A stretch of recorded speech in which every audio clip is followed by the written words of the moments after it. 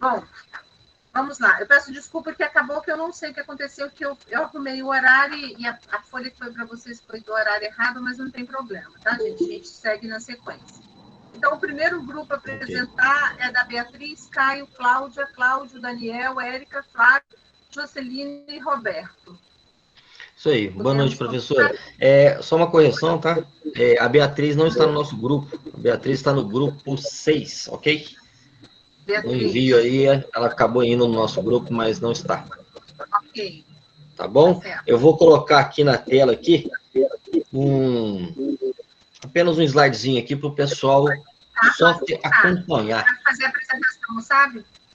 Hã? É só apresentar. Você sabe fazer? Tá aí? Tá na tela? Já está aparecendo. Beleza, tá? Então, bom, boa noite, professora. Né? Bom, deixa eu só verificar uma coisa aqui. Todos os componentes do meu grupo são aí? Sim, Daniel. Sim, Flávio presente. Cláudio presente. Presente. Ok. Estão todos aí. Então, vamos lá. Boa noite, professora. Boa noite aos colegas aí do curso de Direito. Eu vou fazer uma breve apresentação aqui da equipe, né, dos participantes. Eu, Daniel, Virgínia, Cláudio, Carlos, o Flávio, tá? E eu coloquei aí um slidezinho na tela, né? Que só mesmo para vocês acompanharem, tá? O que a gente vai estar falando, a ordem com que está falando, tá? Lembrando que no livro essa ordem está alterada. No livro ela aparece primeiro falando sobre a duração. O microfone ligado, Flávio, Cláudio, deixar ele porque está dando muita microfonia aqui para mim, por favor. Obrigado. Pode continuar. Ok. Então, assim, no livro ele está com uma ordem diferente da que eu coloquei na apresentação, tá? Mas a gente alterou aí apenas por uma questão de dar um melhor entendimento para a apresentação, ok?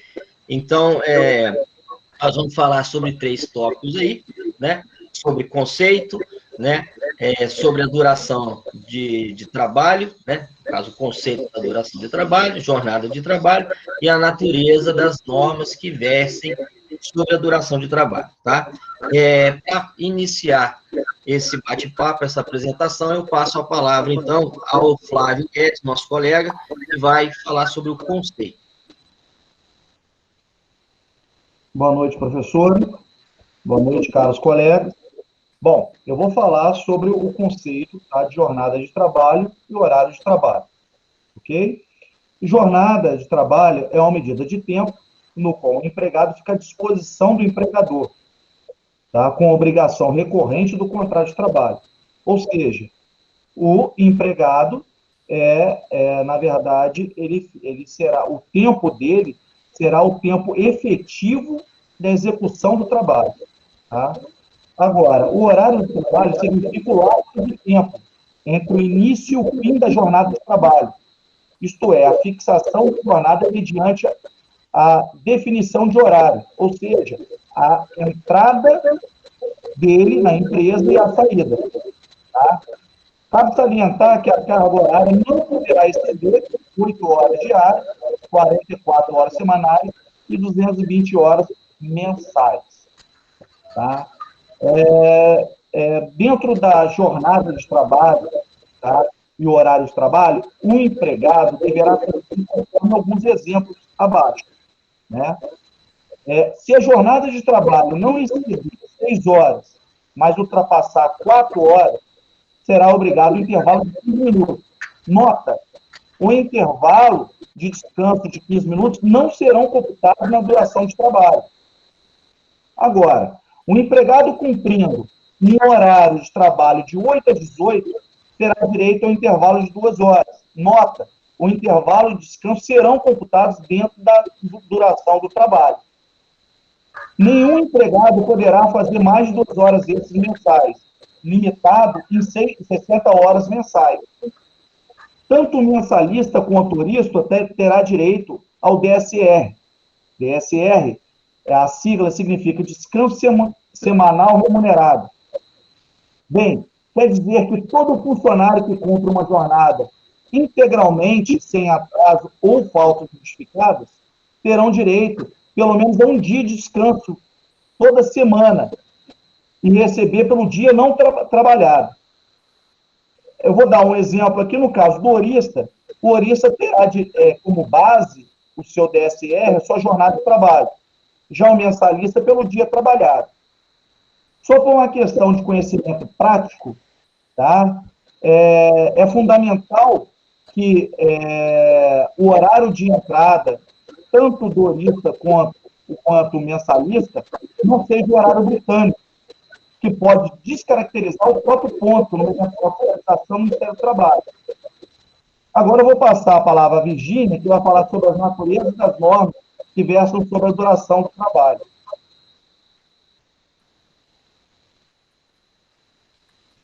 Olá, professora, boa noite, caros colegas. Bom, eu vou falar sobre a natureza das normas que versam sobre a duração do trabalho. De uns tempos para cá, o empregado, teve uma conquista histórica com referência à jornada de trabalho, que antes chegavam a mais de 16 horas, né, de trabalho extenuantes, e foi possível com o surgimento de sindicatos, classe trabalhadora, que impôs limites a essas jornadas exaustivas. Com essa conquista, né, tiveram aspectos que foram pontuados, né, nessas limitações, com o objetivo de melhor qualidade de vida, saúde e produtividade do empregado. O primeiro aspecto dessas limitações, dessa conquista, foi o aspecto biológico, onde o empregado hoje, né, trabalha menos horas, tem menos horas trabalhadas do que antes, com essas conquistas. Isso, consequentemente, menos fadiga e mais qualidade de vida, mais saúde, né? O segundo aspecto é o aspecto social. Ele tendo menos horas extenuadas de trabalho, ele tem um convívio melhor social, em família, entre amigos, né? Horas de lazer, horas de descanso. E o terceiro aspecto é o aspecto econômico. Um trabalhador menos extenuado, menos cansado, tem uma concentração melhor, ele consegue produzir melhor. E isso tanto é positivo para ele, né, que ele consegue ter melhor qualidade de concentração de trabalho, tanto para o empregador. E aí ele tem menos prejuízo, porque vai ter uma produtividade melhor, reflete no seu desempenho econômico, né? E todos esses três aspectos, né, essa junção, essa convenção da doutrina com a jurisprudência, visa um único aspecto, que é a melhor qualidade de vida, que é a medicina, a segurança de trabalho e a qualidade de produtividade. Tudo isso está previsto não só na CLT, mas no artigo 7º da nossa Constituição, se eu não me engano, inciso 8º, que justamente versa sobre jornada de trabalho. Então, essa é a condição, né, da melhor qualidade de trabalho, essa conquista, né, dessa jornada de trabalho limitada, que é produtivo para todos, tanto para o empregado quanto para o empregador. É só isso, professora, só isso, pessoal. Obrigada pela atenção.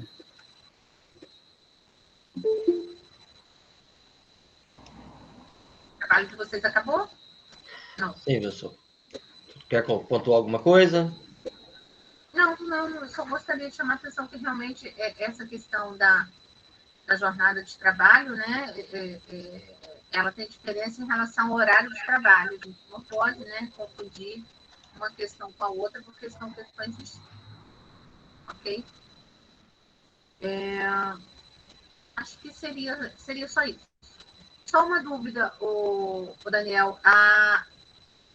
Está constando aqui Érica, mas a Érica ela não entrou em nenhum momento na sala, tá? Ela está aqui, ó. Está aparecendo para mim aqui, ó. Então ela entrou agora? Porque eu estava olhando pelo lá para onde vem o nome dos alunos. O dela não tá. aparece. Só aparece. Deixa eu ver aqui. Agora, mas ela entrou agora. Porque até pouquinho não estava, não. Estava só o web. Professora, a internet aqui, ela tá caindo toda hora, mas eu estava desde o princípio, sim. Ok. Professora, só para constar, a Cláudia é meu pronome, tá? Não, eu vi aqui. Eu vi. Ok, gente, obrigada. Nós que agradecemos. Obrigado a todos. Agradecemos a você, professora. Vamos Obrigado, passar professora. para o quinto grupo. Fabrício, Gabriela, Letícia, Maria Vitória, Mariana, Paloma, Rayane e Vitória. Daniel, você desconecta, por favor, a apresentação?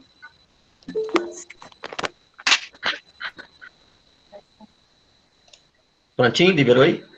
Liberou. Obrigada. Ok. Desculpa. Vamos lá. Fabrício, tem? Vamos, pessoal. Por favor, desligue seu áudio. Professor, Fabrício, está aqui. Oi. quero começar a apresentar minhas... Espera só um pouquinho. Érica, seu microfone tá ligado. Bom. Tá. Deixa eu só uma coisa, gente. O Fabrício está aí. A Gabriela está aí? Tá? A Letícia? Sim, professora. Está aí? Maria Vitória? Estou aqui. Mariana? Mariana. Estou aqui também. Ela está com o nome de... Ah, tá. Mariana. Apareceu agora. Ok. Paloma está aqui. Rayane? Sim. Estou aqui. E Vitória? Maria Sim. Vitória. Não, tem Maria Vitória e tem a Vitória. Vitória, apareceu agora. Tá. Podem começar, gente. Ô, Érica, por favor, desliga o seu áudio. Boa noite, professora. Nós vamos falar sobre o tempo computado, além do tempo efetivamente trabalhado. No Brasil, a jornada de trabalho é composta conforme o caso. Não só pelo tempo efetivamente trabalhado, mas também por outros módulos de tempo excepcionais que, por disposição legal ou por construção jurisprudencial, integram a jornada. São hipóteses de tempo computado na jornada além do efetivamente trabalhado, o tempo em que o empregado se coloca à disposição do empregador, o tempo de prontidão e o tempo de sobreaviso. Além desses, podemos verificar a existência de outros módulos de tempo residual à disposição do empregador. Agora a Mariana ela vai falar sobre o artigo 4º da CLT e, em seguida, nós vamos analisar cada um desses conceitos citados acima, que eu acabei de falar. Boa noite, professora. Então, segundo o caput, né, do artigo 4º da CLT, o serviço efetivo é o período em que o trabalhador esteja à disposição da empresa, né, aguardando ou executando as ordens. Continuando nesse mesmo artigo, no parágrafo 1º, relata que nos casos de serviço militar e acidente de trabalho, que em acidente de trabalho é o que ocorre pelo pelo exercício do trabalho a serviço da empresa, provocando lesão corporal ou perturbação funcional que cause a morte, a perda ou redução permanente ou temporária da capacidade para o trabalho. Aí, nesse caso, que é no caso do serviço militar acidente de trabalho, vai ser computado o tempo de serviço. Aí, no parágrafo 2, no segundo, parágrafo 2º, traz que o tempo em que o empregado permanecer no local de trabalho, por escolha própria e sem exercer atividade laboral, que não será considerado como tempo à disposição do empregador. E não será computados na jornada de trabalho. E vai ser elencado do inciso 1 ao 8, que é as práticas religiosas, descanso, lazer, estudo, alimentação, atividade de relacionamento social, higiene pessoal, troca de roupa, uniforme, quando não houver obrigatoriedade de realizar a troca na empresa. Agora eu vou passar para a próxima pessoa.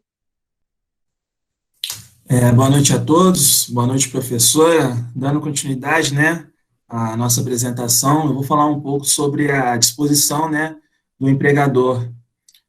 De acordo com o artigo 4º, conforme a Mariana já mencionou, né, considera-se como de serviço efetivo o período que o empregado esteja à disposição do empregador, aguardando ou executando ordens, salvo disposição especial expressamente consignada. No primeiro parágrafo desse artigo, computar-se-ão na contagem de tempo de serviço para efeito de indenização e estabilidade os períodos em que o empregado estiver afastado do trabalho, prestando serviço militar por motivo de acidente de trabalho. De acordo com esse artigo, né, ele nos explica, ele nos diz que, ainda que o empregador ele mantenha o seu empregado inerte, né, sem alguma função na determinada hora de trabalho que tem que cumprir, na sua carga horária diária, por mais que ele não esteja produzindo para aquela empresa, ele terá que pagar o vencimento integral, seu salário integral, no final do mês, sem desconto por improdutividade do seu empregado. Houve uma exceção nessa regra, né, de não descontar do salário, depois da reforma trabalhista de 2017. Tem um estilo, né, um regime, que é o trabalho intermitente. No trabalho intermitente, causou uma grande perplexidade nesse artigo, porque ele estabelece que o tempo de inatividade não será considerado tempo à disposição do empregador. Essa informação está no artigo 452, parágrafo 5º, alineada à CLT. Ou seja, o tempo que o trabalhador não esteja fazendo um período de produtividade para o seu empregador, ele não vai receber. É o que eu consegui entender sobre, e agora a Rayane vai dar continuidade à apresentação. Boa noite, professora. Só dando um complemento nesse artigo 4º, né, ele é muito relevante em questão de prova. Tá muito baixinho, Rayane, você vai ter que falar um pouquinho mais alto, senão a gente não está ouvindo. Tá melhor agora? Então, só complementando, o artigo 4º, ele é muito relevante em questão de prova, de OAB, concurso, cai bastante. E eu vim colocar alguns exemplos, né, sobre esse parágrafo 2º, ele é uma excepcionalidade, né, sobre o que é e o que não é computado.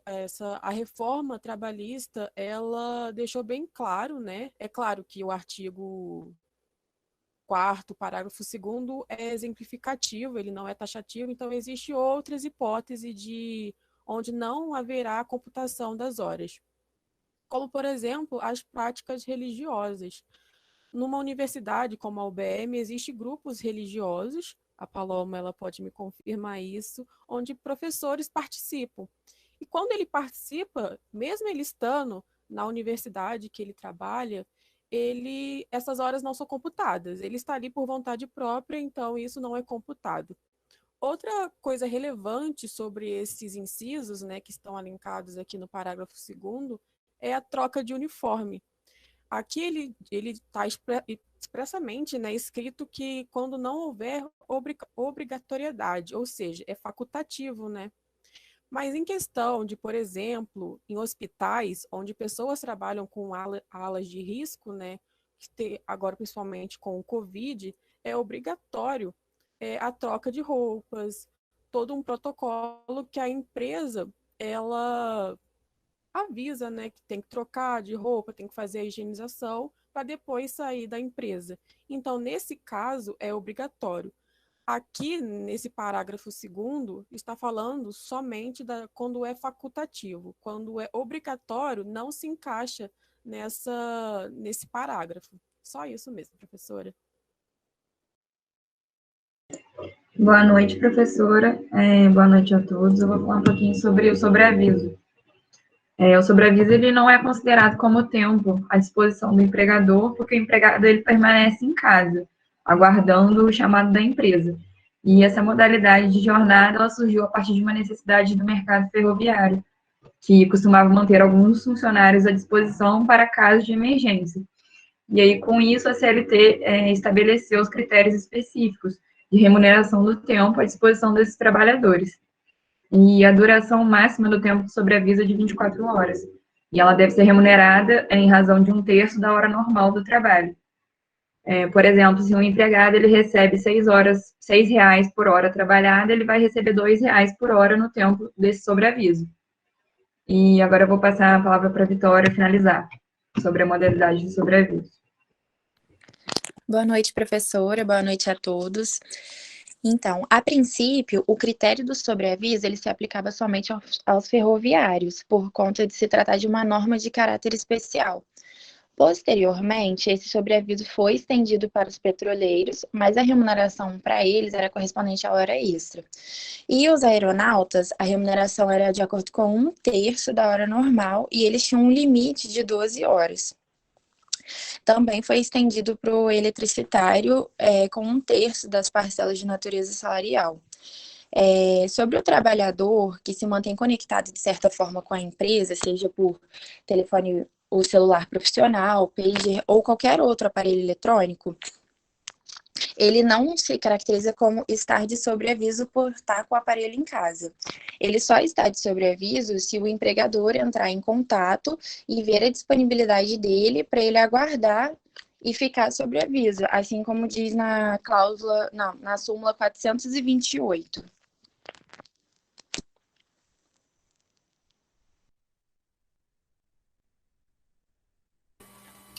Boa noite a todos.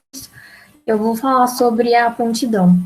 A prontidão difere de sobreaviso no sentido de, ao invés do empregador ficar em um local pré-determinado esperando ser chamado, o empregado vai estar dentro da empresa esperando ser chamado sem estar prestando serviço. No artigo 224, nesses 3, considera-se em prontidão o empregado que ficar nas dependências da estrada. No artigo fala estrada porque especificamente fala de ferroviários, mas a interpretação já é mais abrangente. Então, ele vai ficar aguardando ordens, ou seja, ele vai estar dentro da empresa, mas não vai estar efetivamente trabalhando. Ele está sentado aguardando ser chamado. Um exemplo disso são as companhias aéreas com as aeromoças e nos hospitais em quem está trabalhando em regime de plantão. E a escala de prontidão será no máximo de 12 horas. Boa noite. Então, eu vou dar continuidade no que a Letícia estava falando, né, sobre prontidão. E a prontidão, para todos os efeitos, calma aí. As horas da prontidão serão, para todos os efeitos, contados de 2/3 do salário à hora. Normal. A prontidão pode ser feita por, no máximo, 12 horas. Se o empregado for chamado para efetivo trabalho, essas horas serão consideradas como trabalho normal. Porém, se esse empregado já tiver trabalhado sua jornada do dia e ao final da jornada o empregador diz para ele trabalhar e ficar de prontidão, essas horas serão dadas de horas extras. Entende? É isso, nosso trabalho. Só uma dúvida, gente. Ninguém chegou a ver sobre a questão das horas emitidas?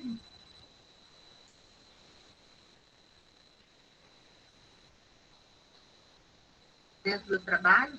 O horário de percurso? Nada? Ela estaria dentro desse tempo computado, né? Só porque, na verdade, houve uma mudança, mas eu acredito que o livro tenha citado sobre isso. Como vocês falaram, quando a gente fala no tempo à disposição do empregador, né? Hoje, com a mudança que veio com a reforma trabalhista, a gente só considera o tempo efetivamente trabalhado. Então, hoje, praticamente, as horas in itinere, que era percurso ida e volta para o trabalho, né? Quando não servido de transporte público regular, o lugar de difícil acesso, deixou de ser considerado tempo à disposição do empregador.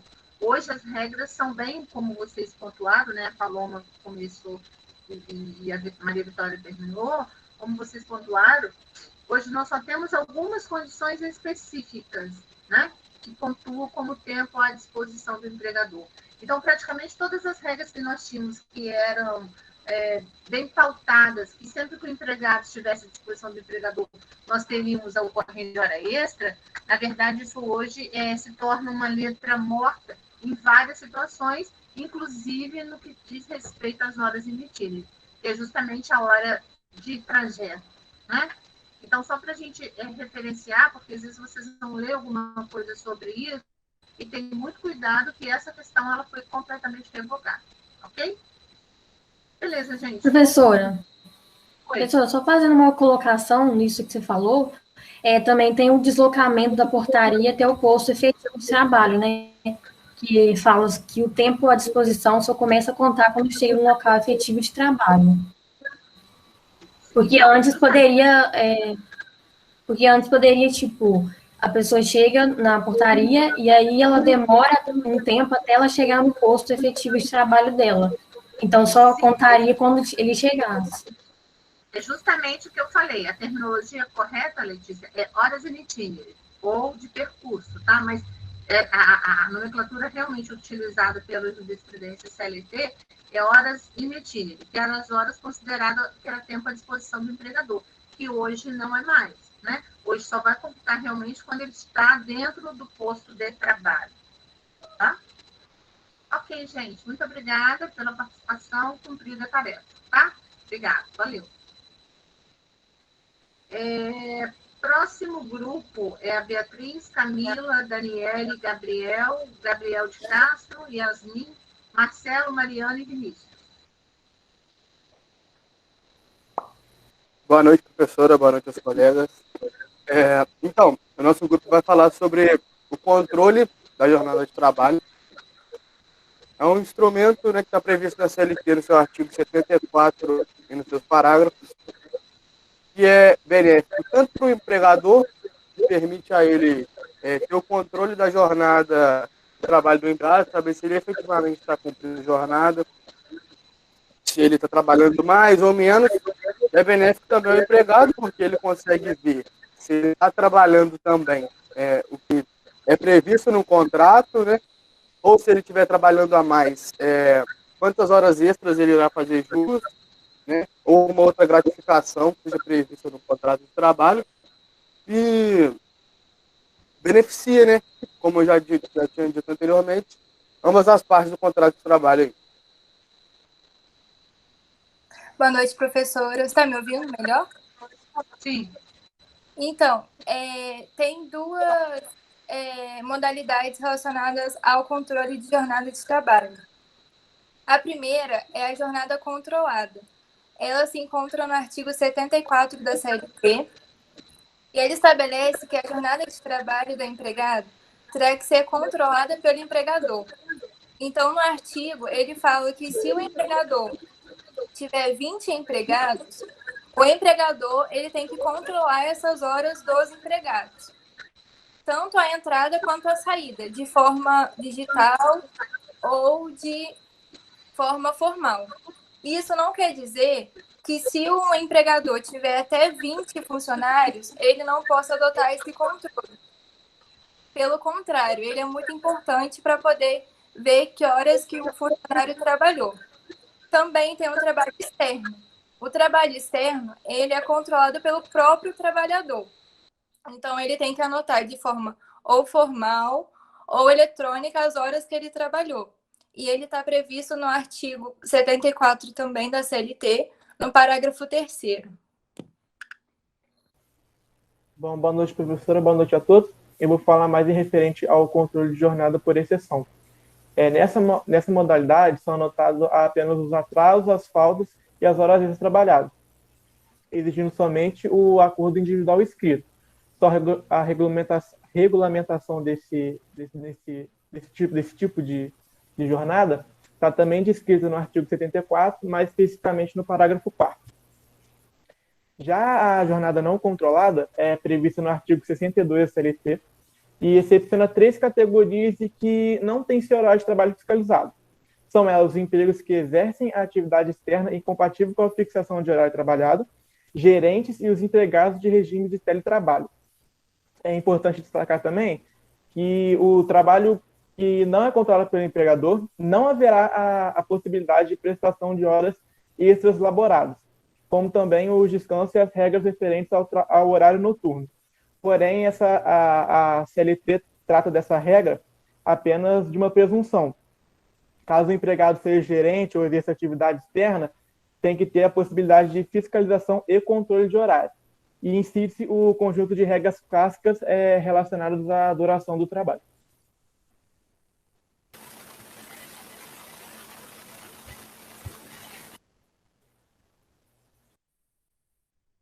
No caso, nossa parte foram poucas páginas e foi isso mesmo, o total. Ok, só quero fazer uma colocação. Quando vocês falam nesse controle por exceção, que o Marcelo acabou de falar aí, né, que você anota apenas alguma ocorrência que possa ter ocorrido, a gente tem que tomar muito cuidado. Por quê? Até então, isso era veementemente proibido no nosso ordenamento jurídico.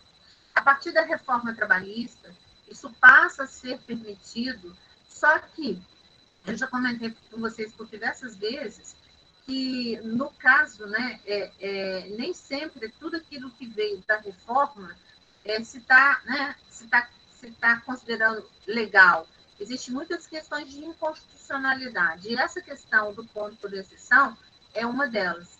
Então, vocês podem ver, se vocês fizerem uma pesquisa hoje, vocês vão ver que as empresas não estão se utilizando dessa modalidade.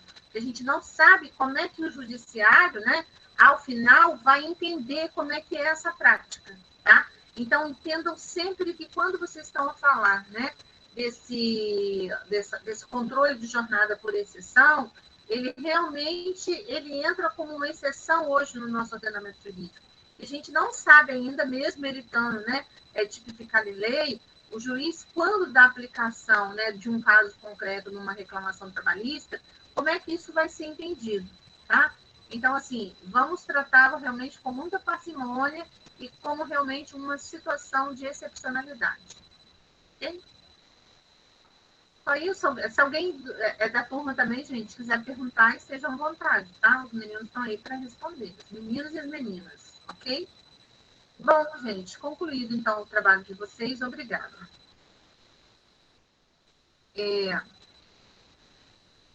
Agora, o grupo da Ágata, Ana Cláudia, Darlon, Deisiane, Gustavo, Laila, Maria Eduarda, Mariana e Melissa.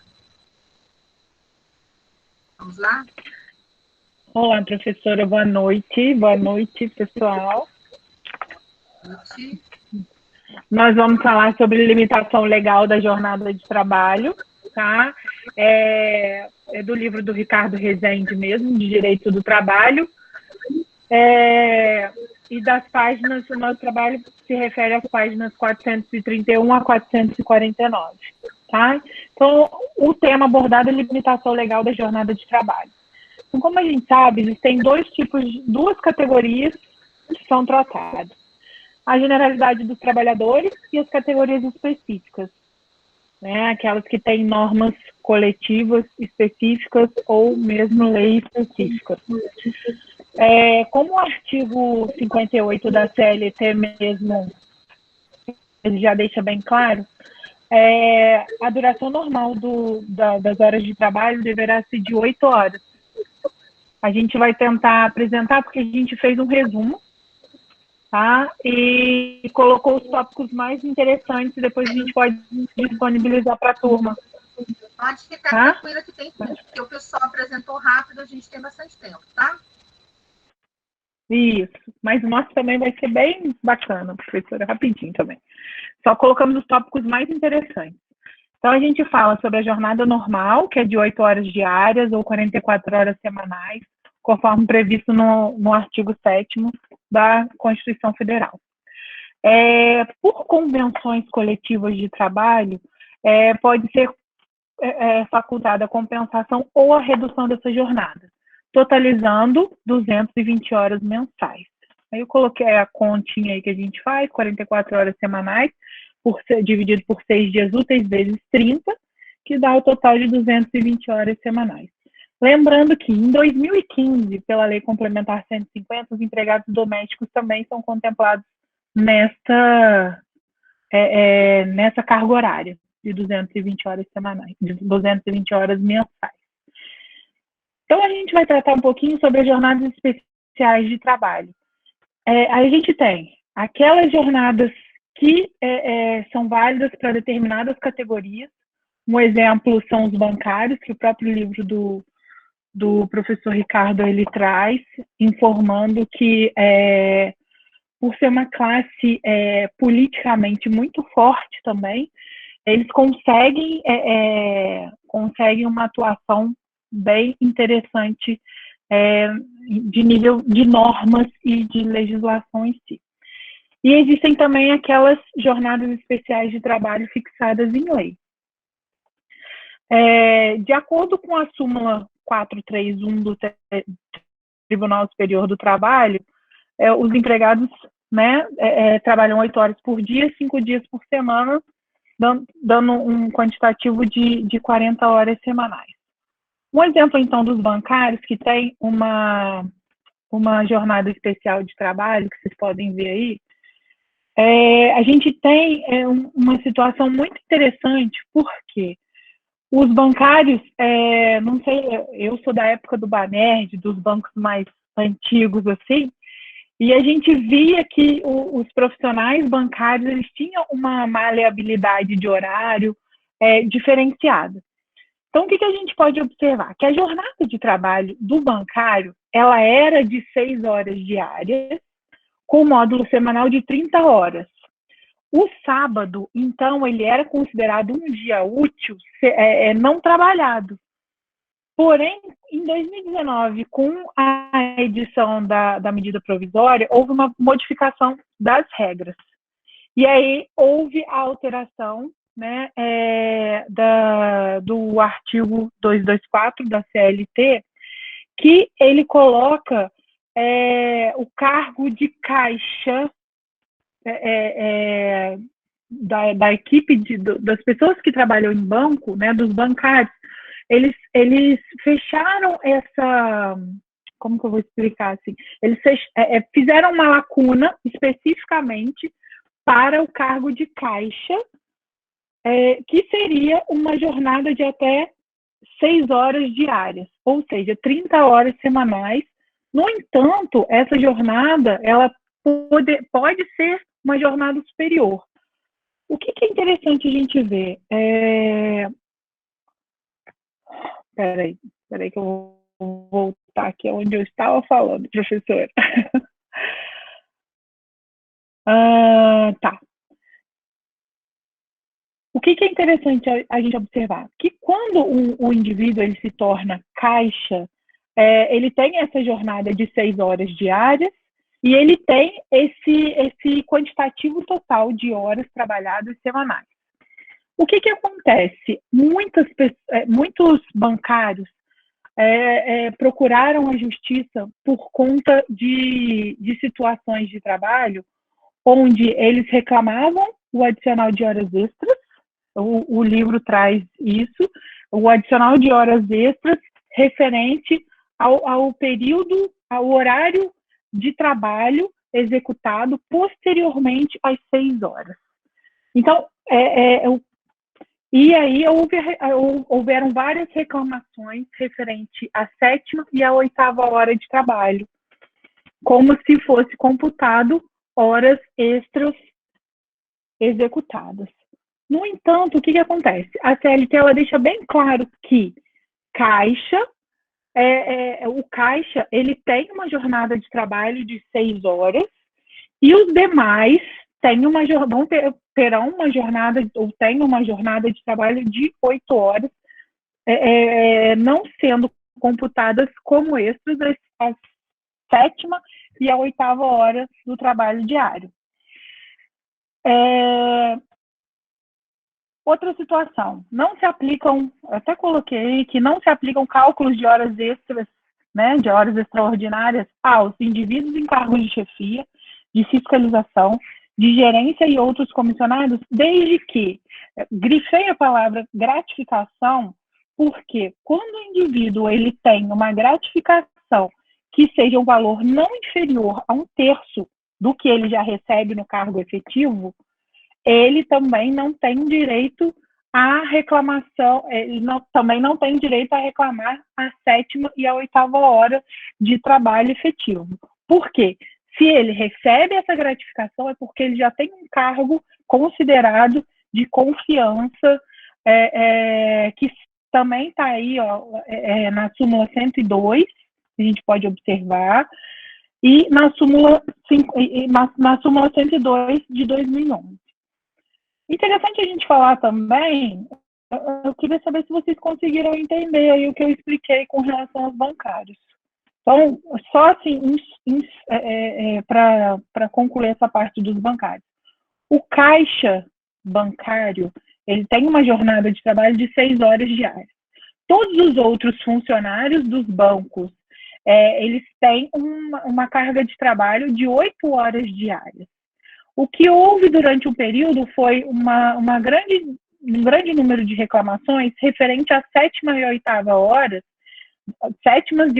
horas das pessoas que não eram caixas exclusivamente e que muitas das vezes recebiam gratificações por conta de estarem já fazendo e reclamavam essas horas extras.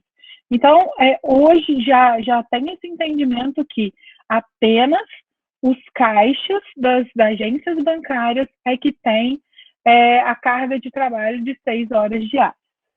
Tá?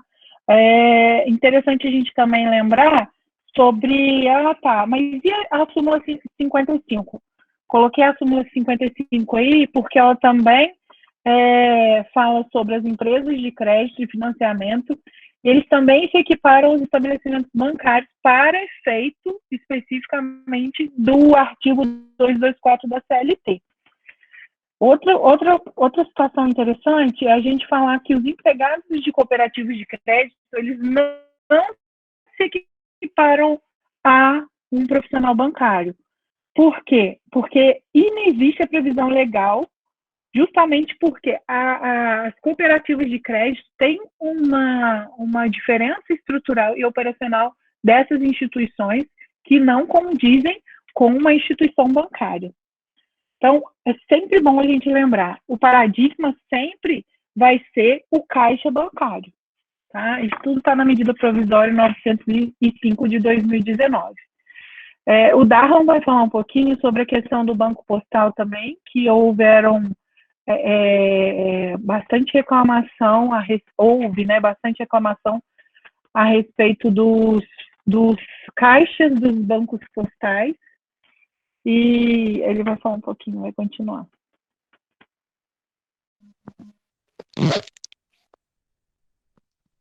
Boa noite, turma, boa noite, professora. Meu nome é Darlan, então eu vou falar sobre o Banco Postal, né? Então, os operadores do Banco Postal, eles não se equiparam aos bancários no amparo ao seu trabalho, mesmo que seja parecido, né? Por quê? Porque é considerado um trabalho acessório, né? Não uma atividade tipicamente do banco, ou seja, uma atividade tipicamente bancária. Por quê? Porque ela não, quem trabalha, por exemplo, nos Correios, né, e faz essa atividade bancária, um correspondente bancário, ela não faz trabalhos como compensação de cheque, ela não faz trabalhos como empréstimo, análise de crédito, ou financiamento de um imóvel ou de um veículo motor, por exemplo. Então, por esse motivo, não é considerado, não é equiparado aos bancários. Um exemplo também da importância desse tipo de trabalho, talvez aqui para Barra Mansa, com tanta agência bancária, tem um Itaú na frente do outro, a gente não perceba essa importância. Mas quando você vai para uma região pouco povoada, por exemplo, do norte do Brasil, e chega em uma aldeia indígena ou numa comunidade ribeirinha, e tem um ponto de apoio desse, aí se sabe da importância de um ponto desse. Mas, apesar dos riscos que se tem de assalto, né, dos perigos intrínsecos atividade, já que mexe com dinheiro, ou passa a mexer com mais dinheiro do que normalmente mexeria, ainda não é equiparado, dados os motivos que eu elenquei aqui. Tá? Então, vamos continuar. Né? Então, no artigo 7 da Constituição Federal, né, o trabalhador de 6 horas, né, para o trabalho realizado em turnos ininterruptos de revezamento, né, ele, como é que eu digo?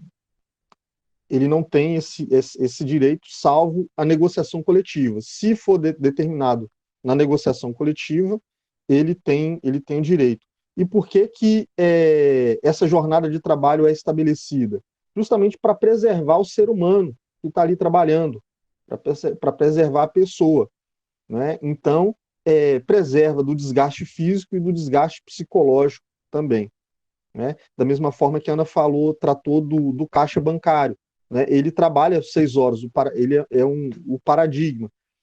E os outros que trabalham internamente, eles não fazem esse serviço. A pessoa que está ali ininterruptamente 6 horas direto trabalhando, contando dinheiro com numerário e fazendo depósito, digitando números extensos, se ele digita um número errado, ele coloca dinheiro na conta de outra pessoa. Né? Então isso é muito arriscado, principalmente para ele, porque ele é o responsável pela operação que ele está realizando ali. Né? Então ele também não pode ser onerado física e psicologicamente, sob pena de ele sofrer, dele cometer um erro crasso aí na sua atividade, né? Prejudicando ele e outrem, né? Então vamos lá. Os requisitos para atividade especial, né? Ele tem que trabalhar em turnos alternados, periodicamente, por exemplo, trabalhar dia e noite, sempre, ou misto, né? E logicamente ele tem as folgas, né? E a atividade da empresa ela tem que necessitar dessa divisão de trabalho ininterruptos, por exemplo, metalúrgica. Metalúrgica, por exemplo, para desligar um alto-forno, não pode. Né? Então você precisa de um trabalhador ali em turnos, mesmo porque para que o mesmo trabalhador não fique muito tempo naquele local insalubre. Né? Então, dada a atividade da empresa, o direito, a norma brasileira, a legislação brasileira permite isso, né? E isso é resguardado através de negociações sindicais. A Ana falou que os bancários, voltando aos bancários, têm muita condição de negociar. Eles têm um dos sindicatos mais fortes, se não o mais forte, historicamente, é o bancário. Né? Já visto que o Brasil, o setor terciário, que é o setor de serviço, é o que mais emprega, e nesse setor a gente tem o sindicato dos bancários fortíssimo. Né? Aqui também o dos metalúrgicos mas do bancário ainda é mais forte. Né? Então, aqui na súmula 360, que versa sobre os trabalhos ininterruptos de revezamento, tá certo? E a súmula 423 de 2006 também. Né? Então, a jornada estabelecida superior a 6 horas, limitada a 8 horas por meio de da regular negociação coletiva. Né? Ou seja, a negociação coletiva é que determina os parâmetros sobre isso. Os empregados submetidos a turnos ininterruptos de revezamento não têm direito a pagamento da 7ª e 8ª hora como extras, como a Ana falou, porque já está estabelecido, ele vai trabalhar naquele turno, o turno é de tantas horas, está estabelecido que o turno é legal, é previsto, é respaldado que ele seja daquele tempo. Então, ele trabalhando aquela hora a mais do que normalmente se trabalharia, por conta de ser um regime especial, ele já ganha por aquele tempo específico, isso já foi convencionado. Então, ele já sabe, o empregador já sabe, a lei já vem embasando e não há por que pedir qualquer reparação sobre isso, já que não há motivo. Né? Então, vamos lá. Os petroleiros, por exemplo, né, eles têm jornada de trabalho com a duração normal, né, de um turno aí de 12 horas. Eles trabalham um local de tormenta, tormentoso, não só o mar é tormentoso, né, quando trabalha em plataforma, mas para ele mesmo, para o ser humano, para a mente dele, né? Então, atividade de perfuração, exploração ou transferência também de petróleo, tanto no mar quanto em terra, né? Ela também em terra, quando o acesso também é difícil, existem locais em terra com acesso muito difíceis, não só no mar, né? E ele trabalha por turno. Então, ele vai trabalhar, como eu disse, por aquela hora estabelecida, aquele turno de 12 horas. Ele vai parar, vai descansar num turno relativo àquele proporcional, né, aquilo que ele trabalhou, e outra equipe vem e continua o serviço, e não vai ter direito a essa hora extra como um trabalhador comum que trabalha aqui no comércio ou trabalha na indústria aqui da nossa região. Tá? Então, aqui a lei dos petroleiros, por exemplo, pode ir de 8 a 12 horas por turno de revezamento. Né? Então, deixa claro que é na condição de ser o turno de revezamento. Né? Porque nem todos os petroleiros trabalham dessa maneira. São os que trabalham de forma tormentosa. Né? E na súmula 391, diz, como eu falei, o embasamento legal, que é lista, né, essa jornada. Tá?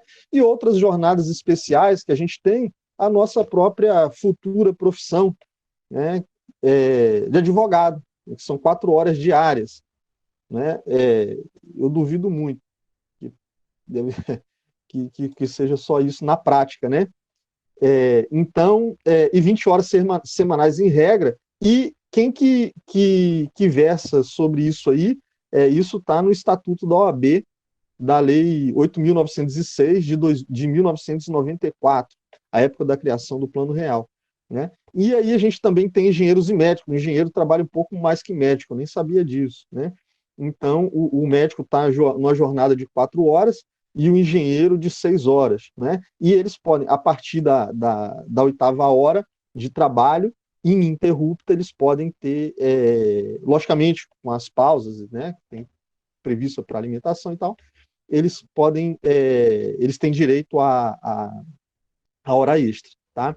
O jornalista, e aqui vale ressaltar que, independente do jornalista, independente da natureza, da função, lá da atividade da empresa em que o jornalista, o profissional esteja trabalhando, ele tem os direitos de trabalho em jornada especial, de 5 até 7 horas de trabalho. Tá? O operador cinematográfico, se ele estiver na cabine de trabalho, operando, ele trabalha 5 horas. Mas se ele estiver fazendo a manutenção do equipamento, e aí tem seus riscos, ele trabalha com 1 hora, tá? de trabalho. Isso está no artigo 234 da CLT. Os telefonistas, telegrafistas e radiotelegrafia, eles trabalham de 6 horas diárias ou 36 horas semanais. Lembrando que, fazendo uma observação, que os operadores de telemarketing não tinham direito, ou seja, não faziam jus à jornada especial de 6 horas, pois achavam que eles não eram equiparados a categoria de telefonista. Só que, por A mais B, e nas contradições do trabalho e nos questionamentos de categoria, chegou-se à conclusão que os operadores de telemarketing fazem, sim, jus à equiparação dos direitos de jornada de trabalho dos telefonistas de telegrafia. Isso foi resolvido vou ser redundante, foi ratificado na resolução 175 de 2011 do TST, tá certo? Então, isso já é caso resolvido, tá? E a questão das minas do subsolo, outro grupo falou sobre o deslocamento de um ponto ao outro, né? Ao local específico onde vai se executar o trabalho. Aqui a gente tem uma jornada prevista de 6 horas diárias, lembrando que essa pesquisa aqui está trazendo à baila o trabalho de regime especial, né? Então, 6 horas diárias, 36 horas semanais. né? O limite é fixado pelo artigo 293, gente, e artigo 294 da Consolidação das Leis Trabalhistas, né? Então, essas leis determinam que é uma lei e o que versa esse trabalho é uma lei especial, ou são leis especiais, específicas para esse tipo de trabalho, que é muito insalubre, muito perigoso, um dos mais perigosos do mundo. Ele tem direito, desde o momento em que ele entra ali na zona na área, né, da mineradora, e o deslocamento até o ponto exato onde ele vai fazer o efetivo trabalho dele, né? E isso está previsto. Oi, Ilane, pode falar. É da boca da entrada da boca da mina, né, até o lugar onde ele vai executar realmente o trabalho. É computado o horário. Exatamente. Eu quero, agora a gente finalizou o trabalho, eu quero fazer um pequeno comentário sobre a ótica, deixar aqui para a gente refletir a ótica que se tem do trabalho, da realização do trabalho, a visão de que do que a visão que a gente tem, por exemplo, do índio, do nosso nativo, a relação dele com o trabalho, com o tempo, o que é que ele quer com isso, né, com o trabalho, qual a função social que o trabalho tem.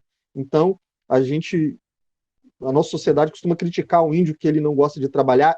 Historicamente, a gente chama o índio de indolente, né, e atrela muito a rede ao índio e a rede ao preguiçoso, né? Então, é um ponto a se pensar. Realmente, essa a relação deles com o trabalho é pouca, né? Eles são preguiçosos? Não. E ver o nosso estilo de vida, né? A pessoa trabalha, ficar 3 horas numa grande São Paulo, no Rio de Janeiro, para ir, mais 3 horas para voltar do trabalho, que qualidade de vida que se tem. E agora, durante a pandemia, a Espanha fazendo uma experiência de trabalho, de tirar um dia de trabalho da semana para ver como é a qualidade de vida do trabalhador, e de 40 vai cair para 32 horas, e ver se um teste para ver se a produtividade não diminui. Lógico que é uma preocupação do empregador também. O empregador tem também suas obrigações, também corre risco de ser onerado, não é? Mas eles estão vendo a questão da qualidade de vida, do bem-estar social. Foi um partido de esquerda chamado Mais País, né? Na Espanha. Ele já tem um regime de sesta, de horário menor de trabalho, de jornada de trabalho menor que o nosso, e agora eles entraram com essa experiência social para ver a questão da diminuição da jornada de trabalho. E a gente vê esses paradigmas, fazer essas reflexões, né? A importância e por que a gente trabalha, né? Trabalhar de sol a sol, explorado, para quê? Né? Então, é só uma reflexão que a gente faz, que eu fiz, né? E deixar na mente de todo mundo. Obrigado, professora, obrigado, turma, Ana, obrigado, meu grupo maravilhoso. E é isso aí, gente. Licença, professora. Muito bem, gente. Ana, depois você pede o Daniel para encaminhar junto o material que eu vou colocar lá no APA, tá? Vou disponibilizar. Ótimo. Tá, professora. Eu quero fazer 2 colocações. 2, acho que primeiro, que quando a gente fala em jornada, aí serve para todos, né? Isso que vocês ressaltaram é muito importante, né? A jornada, ela está sempre vinculada ao biológico, à capacidade física biológica. Toda jornada, ela passa por essa perspectiva, né? Do biológico da pessoa, quanto é a capacidade. Por isso que essa jornada, às vezes, dependendo do tipo de atividade, né? Quem trabalha na mina há tanto tempo no espaço confinado, ele tem que sair fora. Então, todas essas perspectivas levam em consideração, principalmente, né?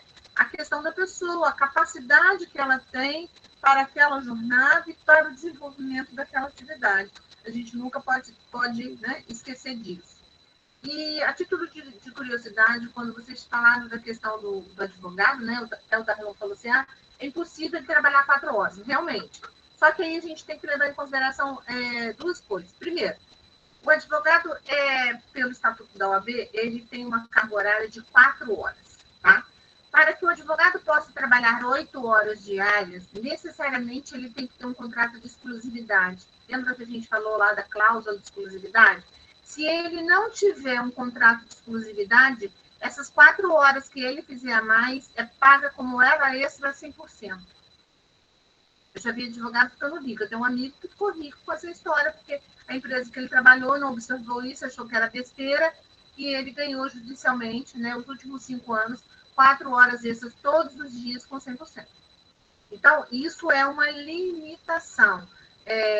Mesmo que ele não consiga, se ele conseguir comprovar, né, que ele tem uma jornada elastecida acima de 4 horas, ele vai sair desse regime do 4, e aquelas horas extras vão ser pagas, né, como 100%, tá?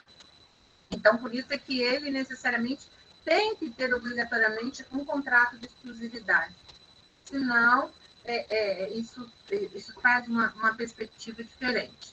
E uma outra coisa que eu até anotei aqui, só também a título de esclarecimento. Em relação aos médicos, quando vocês falam lá que ele tem uma jornada de 4 horas, há um entendimento jurisprudencial, porque havia muitas dúvidas. O médico não trabalha só 4 horas em lugar nenhum. Na verdade, ele faz plantão 12 por 36, 24 por não sei quanto. Então, o que acontece? Entende-se que, na verdade, é em relação no caso específico do médico, tá? A jurisprudência majoritária no sentido que vale para efeito do pagamento. Então, o mínimo que ele tem que receber a cada 4 horas de trabalho. Ok? Há um entendimento, vamos dizer, diferenciado de ser a limitação da jornada, mas sim ser uma limitação de salário. Tá certo? É só mesmo para complementar, foi muito bom, muito obrigada. Foi muito boa a apresentação, tá?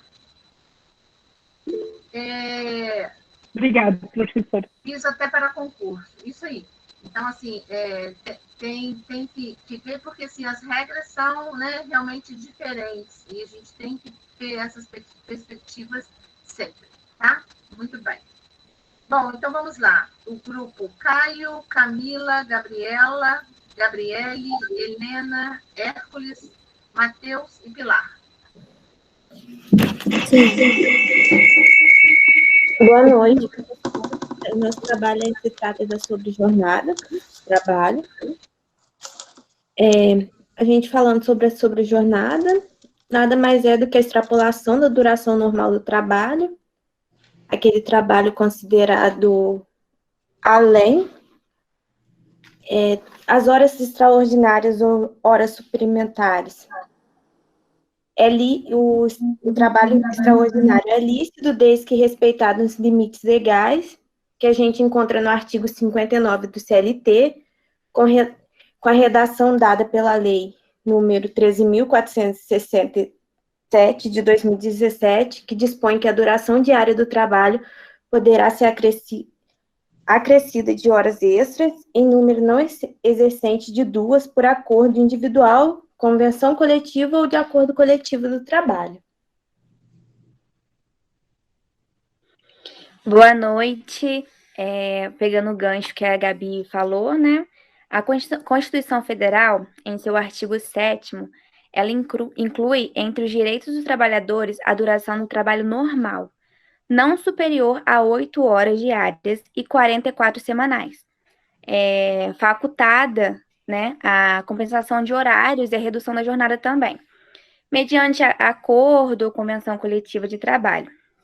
É importante ressaltar que para trabalhadores que atuam em turnos ininterruptos de revezamento, a jornada é de 6 horas diárias, né?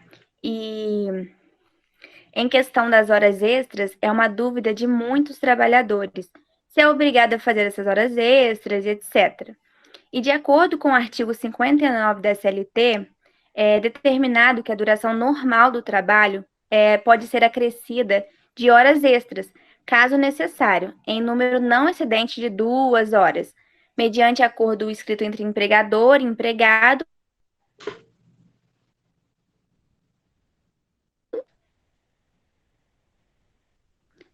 Só para reformular aqui, eu falei do trabalho, mas mediante contrato coletivo de trabalho.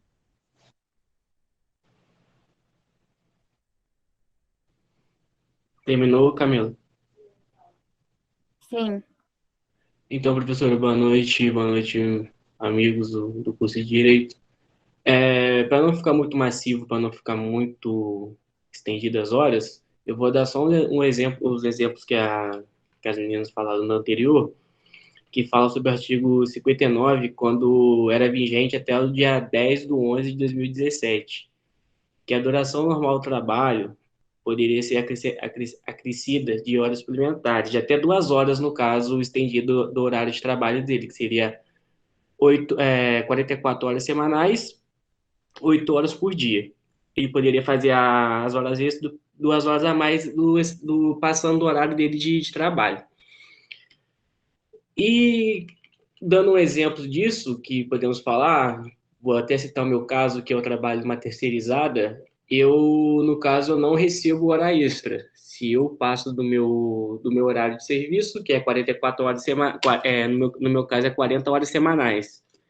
Eu pego do horário de 7 às 5, só que eu fiz um acordo com o meu empregador, né, que ficaria melhor tanto para mim quanto para ele, que eu trabalharia de 7 às 4 e tiraria 1 hora de almoço, em vez de tirar 2 horas de almoço. Como eu não recebo hora extra, que no caso seria, se eu não me engano, no sábado seria 50% do valor que seria acrescentado na minha conta, e no domingo seria 100%. Às vezes é muito difícil eu pegar o trabalho dia de sábado e domingo, mas às vezes eu pego. Como eu não recebo hora extra, eu pego um trabalho no dia de sábado, eu recebo 2 folgas para poder. Porque eu fiz foi esse acordo que fizemos entre eu e o meu empregador. E se caso eu pego um trabalho durante o dia de domingo, eu recebo 3 dias de folga, que foi o acordo que fizemos para não ficar, como eu não recebo hora extras em valor líquido, né, de valor em dinheiro, eu converti isso em folgas. Outra coisa também que podemos falar são das escalas de plantão, que tem algumas escalas, eu não me lembro muito bem, que são 12/36, né, que o empregado trabalha 12 e folga 2 dias, alguma coisa assim. E também tem um caso que aconteceu comigo, que foi no Exército, que geralmente quando você pega um plantão de 24 horas, você no dia seguinte você é liberado para ir embora para casa para poder descansar e retornar, se não me engano, depois de 72 horas, 24 horas trabalhadas e 3 dias de folga.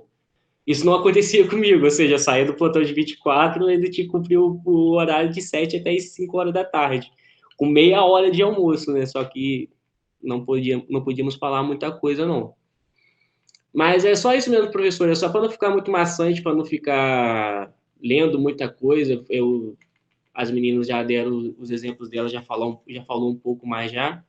E eu também dei, só para complementar o que elas falaram, dei esses 2 exemplos aí e li um pouco do artigo 59, que foi do CLT vigente até o dia 10/11/2017, que lógico não é válido mais agora. Boa noite, professora. Meu nome é Matheus. Eu vou falar um pouco sobre o artigo 60 da CLT. O artigo 60 da CLT, ele traz para a gente que nas atividades insalubres, em caso de sobrejornada, qualquer tipo de prorrogação só poderá ser acordada mediante licença prévia das autoridades. Ou seja, assim como ali, né, como quem trabalha com produtos agroquímicos, quando for necessário acordar para fazer uma sobrejornada, para ter hora extra, eles vão precisar que um médico dê um parecer, dê um laudo que os funcionários podem fazer essa sobrejornada. É o que fala no artigo 60. Só tem uma exceção, que é só se extingue desse artigo aquelas jornadas de 12 horas de trabalho por 36, que é o que o caso falou, que o Caio falou, que são ininterruptas de descanso.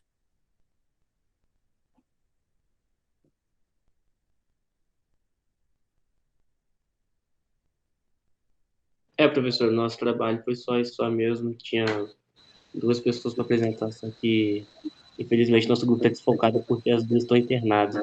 Na verdade, uma está internada e a outra está passando mal, que está conseguindo nem levantar da cama para poder falar direito. A Pilar não está. A Pilar não entrou, não? Acho que ela tá aí, professor. Não, aqui ela não está, não. Na listagem, porque aqui mostra a listagem de quem está presente na sala de aula. Em nenhum momento ela esteve presente. Ah, tá beleza. Para a Paloma e para o Pedro. Então não tem Pilar aqui. Tá, beleza.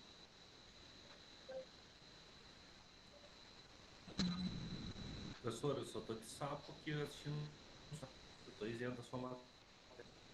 Alguém está falando? Eu, Pedro.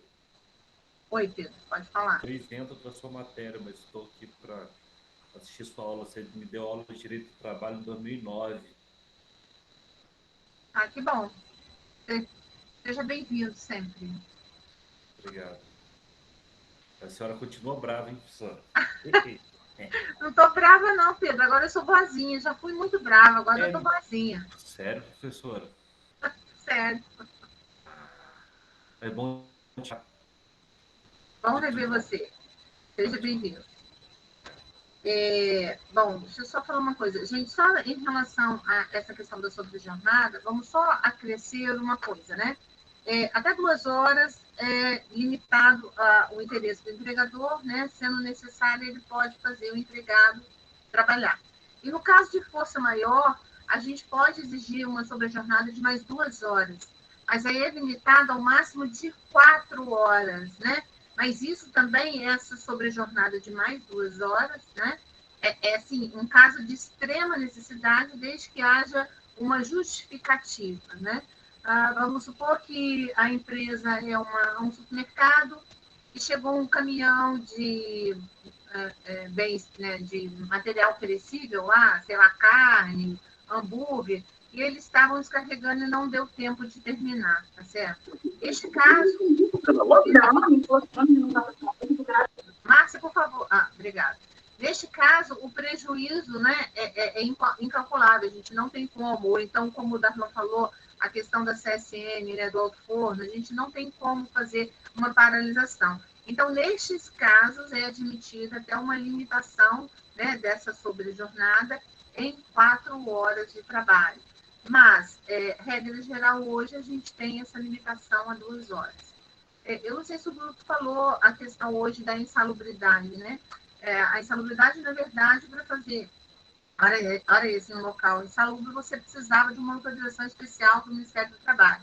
Hoje, por força da modificação introduzida pela reforma trabalhista, eles dizem que isso hoje pode ser negociado. Eu, particularmente, acho muito perigoso. Mas também nunca ninguém pedia autorização, né, para fazer a hora extra. Então, ficou mutatis mutandis, não alterou em nada, né, a situação, tá? Mas a gente sempre que faz a hora extra em local insalubre, nós temos que ter muito cuidado, por quê? Porque, geralmente, a pessoa, quando está no local insalubre, ela está usando um equipamento de proteção individual. E esse protetor, né, individual, esse EPI, ele vem com um certificado dizendo qual é a limitação máxima que ele dá a garantia ao empregado. Então, por exemplo, ruído, 8 horas, 9 horas. Então, na verdade, se você põe o empregado exposto a uma condição acima daquele limite de tolerância, você também está expondo a saúde do empregado. Então, a gente tem que ver essas questões limitantes que nós temos dentro da própria lei. O que eu quero que vocês entendam é que, assim, a gente não pode ver ela estanque. Nós vamos ter que conjugar, às vezes, dependendo da situação, outros elementos para verificar a possibilidade ou não, né, da gente dar continuidade a essa prestação de serviço em jornada extraordinária. Ok? Bom, quer falar, Matheus? Parabéns pela... Você poderia só fazer a lista de presença do meu grupo aí para saber quem que não apareceu? O seu, para mim, aqui não apareceu a Pilar. O resto... Só a Pilar. O resto todo mundo, Pilar né? Cabral dos Santos. Tá bom, então. Obrigado. Não. Parabéns aos grupos pela apresentação, tá? Ana, depois manda o material que eu vou colocar junto com o meu lá no APA. Por hoje é só, não sei... Oi, professor, oi. Oi. Seu grupo já acabou de apresentar, Pilar. Tô aqui, professora. Tá, mas você tá aqui agora, porque eu tô vigiando ali, você, depois que o grupo acabou, é que você chegou, tá? Isso vai ser levado em consideração, ok? Tá ok, tá ok. Bom, gente, então, por hoje é só. Agradeço a todos. É sempre uma chance da gente estar aprendendo mais um pouquinho e é muito bom ver vocês aí participando, tá? Ô Daniel, eu vou mandar para você a relação. Eu vou fazer aqui refazer o horário de amanhã, que eu mandei errado, e te passo daqui a pouquinho pelo WhatsApp, tá? Ok. Então tá bom, gente. Obrigada. Fiquem com Deus. Tchau, tchau. Boa noite. Obrigada, Boa professora. noite, professora. Boa Boa noite a noite. todos. Boa noite, valeu. Boa noite, amanhã. gente. Boa noite. Boa noite. Eu vou esperar todo mundo sair, eu quero falar com a senhora rapidinho. Pode falar? Pode falar. Então, amanhã o meu grupo vai apresentar. Só que tem um integrante do meu grupo que ele é policial. Ele vai estar trabalhando na hora, só que ele falou que ele vai tentar entrar na hora da apresentação. Ok. Eu só queria saber se vai ter algum problema, tipo assim, com a senhora. Porque tem que estar na hora, né? Infelizmente, a apresentação do trabalho é ao vivo, né? Eu não tenho como remarcar para depois. Tá bom. Tá bom? Tá bom. Então tá, gente. Até logo. Tchau, tchau.